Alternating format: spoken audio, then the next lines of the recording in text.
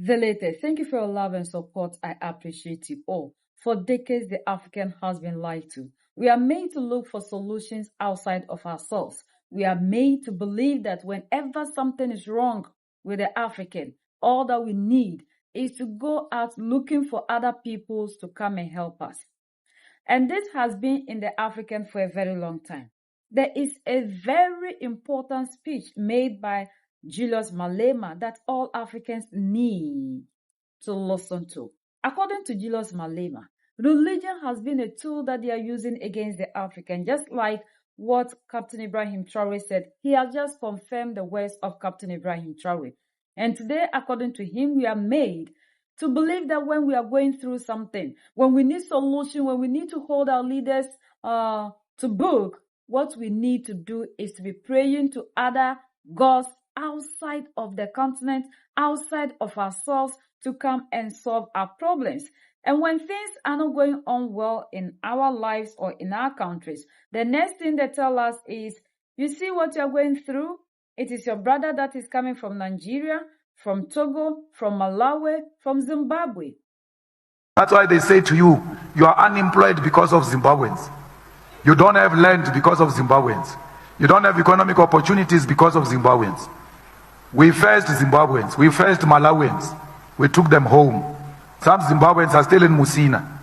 If you are staying in a back room, you are still staying in a back room even when Zimbabweans are gone, because they lied to you.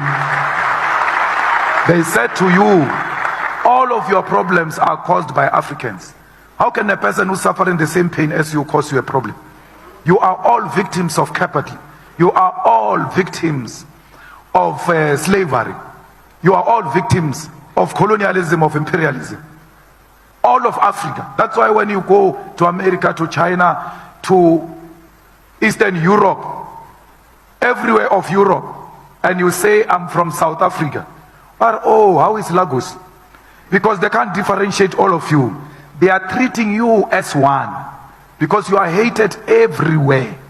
Then they come in and depoliticize you by planting a seed of division. And you see your fellow African as an enemy. And you see a European occupier as an investor. A person who keeps you out of the gates of the economy is the most loved person. This economy of South Africa was built by all of Southern Africa. All of Southern Africa, African economy was colonized by Cecil Rhodes. All of us. These mines you are talking about, they were worked by everybody. This Johannesburg of gold you are talking about, it was worked by everybody in Southern Africa. This country was built by all Africans who contribute. Leave what they say that, no, they got you in exile. They were, leave that. They did it here. That's why there is a language called Fanaka law. Because Mozambicans, South Africans, the Zulus, the Xhosas, the Pedis, the Zimbabweans met underground when they were producing the minerals and could not speak to each other. They had to develop a language called Fanaka law. The EFF was not there. But they say these people were brought by the EFF. We must check, when was the EFF formed? 2013. When was Fanaka law formed? And how did the Fanaka law language get formed? It was because Africans came together to work on the economy of Southern Africa. All of us colonized by one man, Cecil John Rhodes. His grave is here in Zimbabwe. Zimbabwe, it was named after him. It's called Rhodesia. It was named after Rhodes. So all of us were squeezed by one man. One man. And then we instead of uniting against one man, we fight one another. All of these problems we see here can be driven to one man. That's now Tambo and others removed his statue at the University of Cape Town. Because they said we cannot celebrate this evil force. To put a statue of a man who killed our people, stole our land and stole our minerals in public is to worship a criminal. That was a just cause to remove a statue of a criminal. So we are where we are because of the occupiers, not because of Zimbabweans. They do that to you because they depoliticize you. And that's why I'm telling you what I'm telling you, even when they say to you, Don't vote for him because he says these things that he's saying. Don't vote for him. I don't care about votes. I care about politicizing the youth. As long as you are politicized, if you are politicized, you are going to rise one day against the system, the evil system of Donald Trump. Why should we prioritize elections and votes over the lives of innocent children that were sleeping in cold weather in South Africa because we chased people out of Alexander? Here is Alexander. Millions of black Africans are squeezed together in one place. Next to Alexander, there is an open land owned by University of Witwatersrand. Witwatersrand, because it's associated with a white man. These blacks are scared to go and occupy that land. They would rather stay in squalor, squeezed, cramped, like sardines. And then they see a land that looks like it's owned by white men. They will never go there. Instead of saying, but we can't live like this. Let's unite and go and take that thing. We don't do that. A good picture is a picture of Stellenbosch. What is that? Kamnandi, just outside Stellenbosch. There's a squatter camp. It's formalized now. There's a squatter camp here. Those guys stay like this. And it's a bit on a hill. When you are there, there is a beautiful land, green all over, going those many hectares, with one house of a white man in a 3,000 hectares of land. One white house, British colonial design house. They will never go there. And when I go to Kamnandi, I say to them, we must go and take that land. We must go and occupy that land. We can't live like this. They don't go, but I will never stop. Because to politicize the people is not a quick arrangement. It's longevity. If you are used to quick, it's your own problem. We are used to longevity. So revolution is not I'm coming. No. Revolution is about working on instilling ideas on young people until they appreciate these ideas. And one day when the youth of Kamnandi stand up and go into that farm in Stellenbosch, they will be speaking about us the same way we speak about Onkgopotse. When he said those things, he never thought that he is going to live to see them. But he was saying them to instill and plant a seed that will be produced for future generations. And we're beneficiaries of what he said here in Teflo. So we formed the EFF to politicize the people, and we formed the EFF Youth Command to politicize the youth of South Africa, because they wanted to depoliticize you by calling you AMA 2000. That you are so defocused, you have no idea what's happening, and they want you to believe that you have no role. Yours is just to push vibes, and you have nothing to do with what can change the country. And we're doing everything in our power to counter that. The mines should beneficiate the economy of South Africa. We must beneficiate those mines here.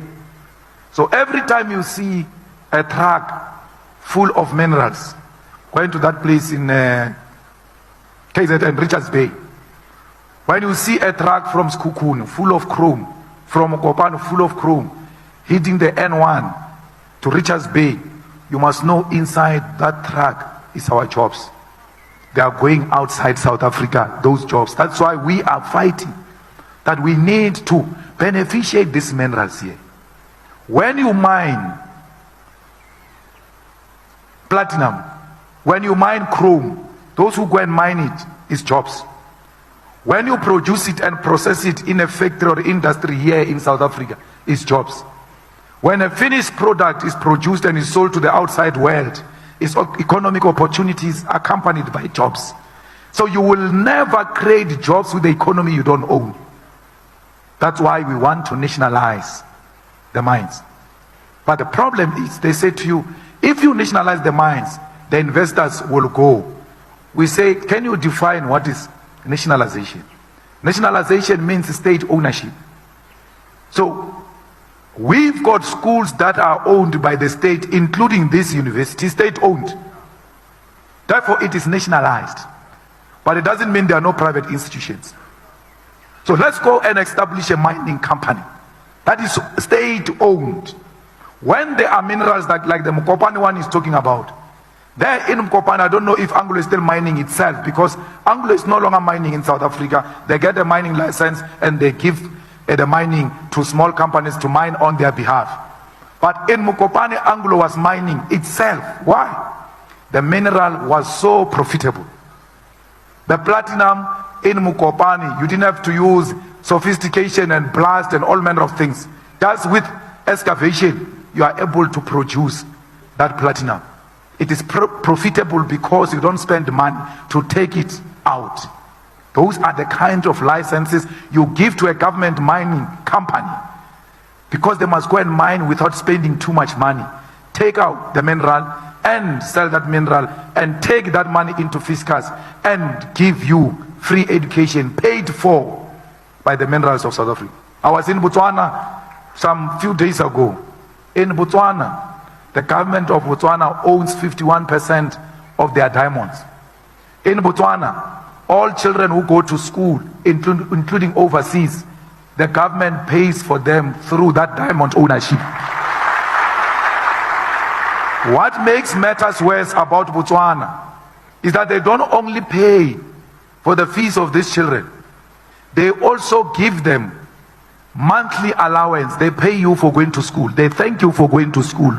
They pay you from their diamond. I was in Washington when I was in the Youth League some years back, and I met the students of Botswana and we had an interaction like this. They were explaining what they are getting, and they were so spoiled. In Washington, they had all manner of complaints and they were getting paid. And at that time, they were being given an equivalent of 7,000 to 8,000 that my mother never got throughout her life, monthly. That's what minerals do. If minerals properly used to benefit the people of that country, they can take you to school and still pay you for going to school. Hence the call that those who graduate and do not get jobs, they must be given a graduation allowance because they went to school. So, Akiri, you go to school in order to graduate and make money for your family. We said you go to school, then you graduate, and then that thing we promise you that you are going to get money after graduation, it's not happening. We are the ones who said to you go to school, you will be paid.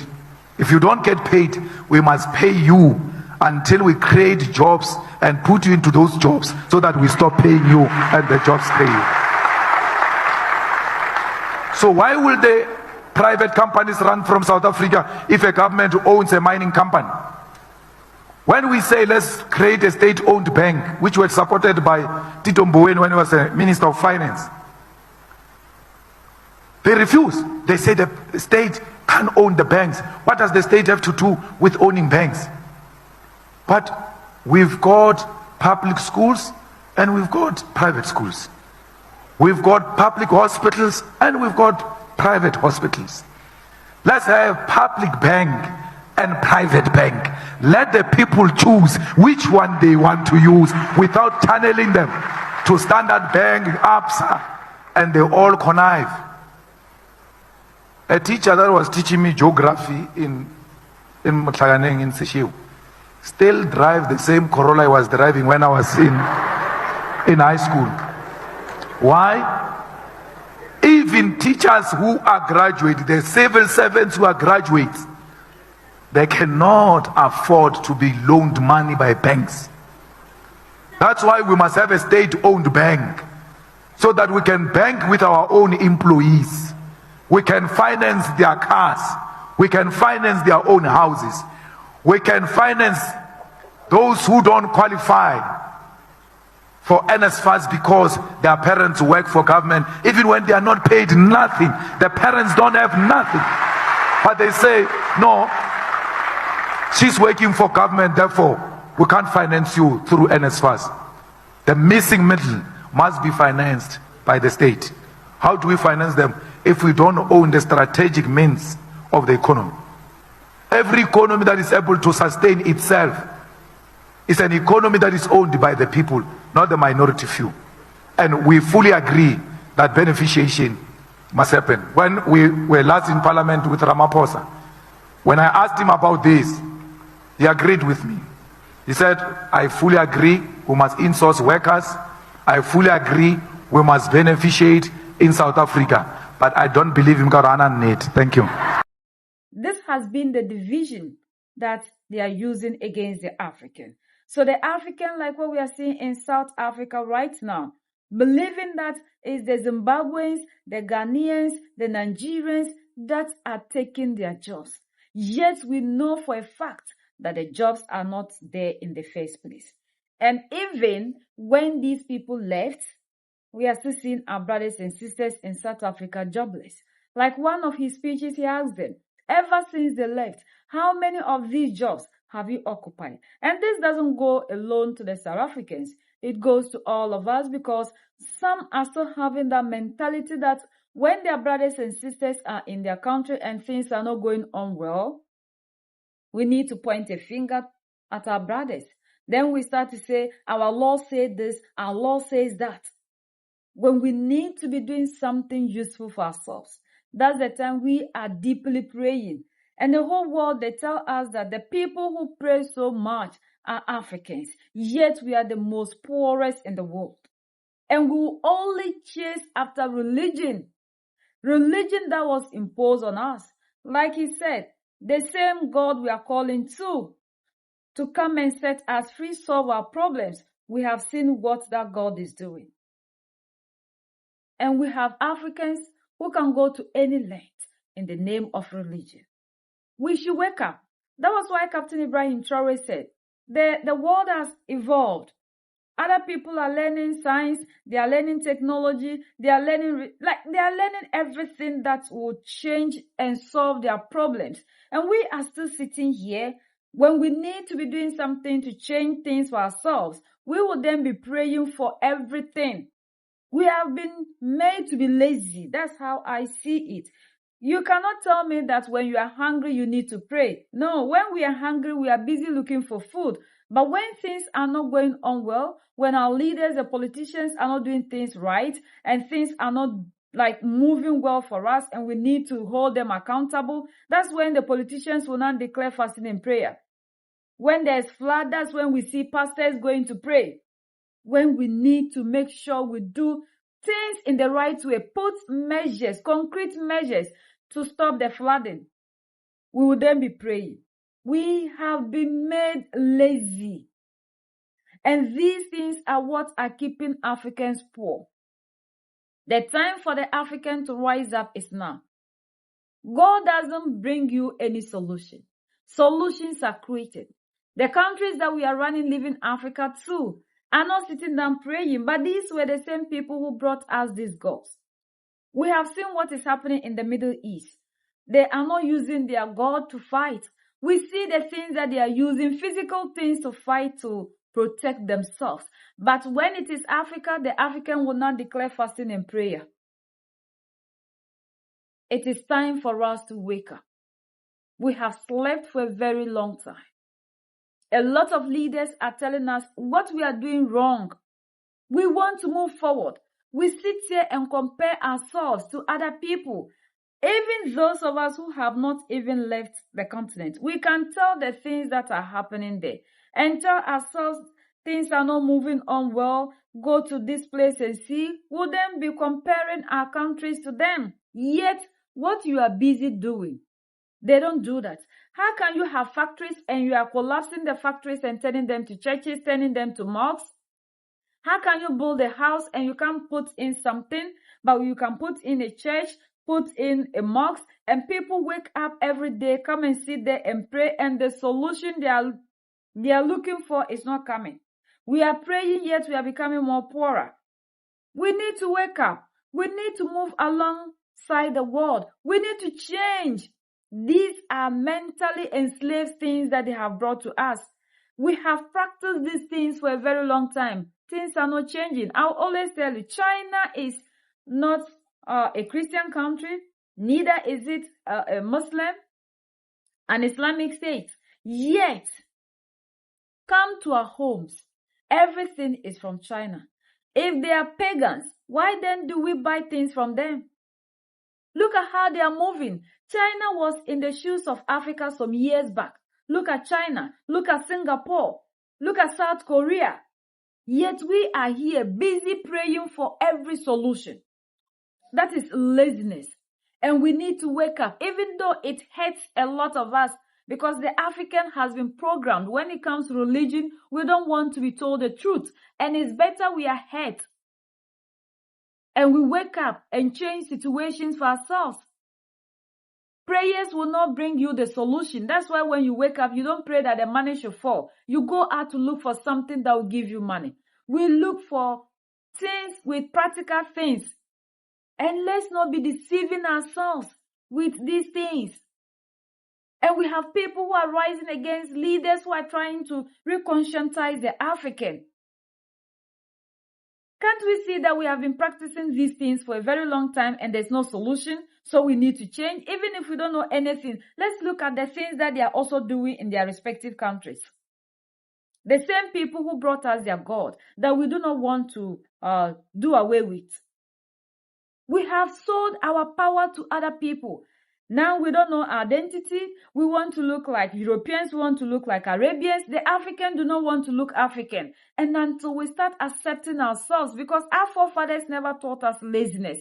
They believe in hard work because they say hard work pays. But we are made to believe that no, working for things is the best. Working for things isn't the best way. What we need to change our situation is to sit down and be praying. And we have prayed, and if we don't change, we'll continue to be passing poverty as an inheritance. And the more we are praying, the more we are busy praying, the more they are busy planning how to come for your gold, your silver, your diamond. The things that you can use to change your situation are the same things that as you are busy praying for heaven, they will not come and carry away. And that's why we are seeing that Mali, Niger, and Burkina Faso, they are not knowing peace. We are the only ones that can set ourselves free. United we stand, divided we fall. And united we keep standing forever and ever. The greatest enemy of the African is mental slavery. So let's colonize ourselves from mental slavery. Let's keep sharing to educate our brothers and sisters. Together we'll make Africa great for ourselves and the next generations that are going to come. So that's the latest around the world in Africa, Southern Africa, and in South Africa.